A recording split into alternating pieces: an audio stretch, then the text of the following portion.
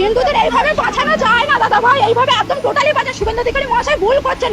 ঠিক কাকি ঠিক, একদমই ঠিক বলেছো। এইভাবে হিন্দুদের বাঁচা সম্ভব না, আমরা তো আর মানা বেঁচে নেই। যতক্ষণ না তোমাদের ওই পোষা গোমাতা কোরবানিতে কাটা পড়ছে, যতক্ষণ না তোমাদের পকেট পয়সাতে ভরছে, ততক্ষণ এইভাবে বাঁচা সম্ভব না। এই তোমাদের মতন কিছু দোগলা হিন্দুর জন্য আজ হিন্দু ধর্মের এই অবস্থা। গোমাতা এতদিন ছিল না, আজকে হয়েছে গোমাতা। আমরা তো একদিন না, ইনি আবার বলছে গোমাতা এতদিন ছিল না, হঠাৎ করে গোমাতা হয়ে গেছে। আসলে গো আমাদের মাতা সৃষ্টির শুরু থেকে, কিন্তু তোমাদের মতন কিছু দোগলা হিন্দুরা সেটা যায় না, কারণ তোমরা ধর্মের থেকে অনেক দূরে আছো। আর তোমাদের মতন কিছু দোগলা হিন্দুদেরকে একসঙ্গে করার জন্য সরকার কাজ করছে।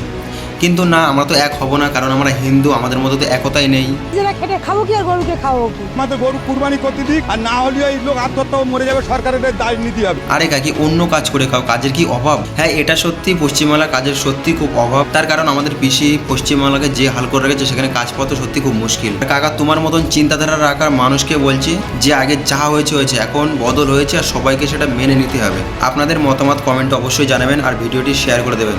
জয় শ্রীরাম।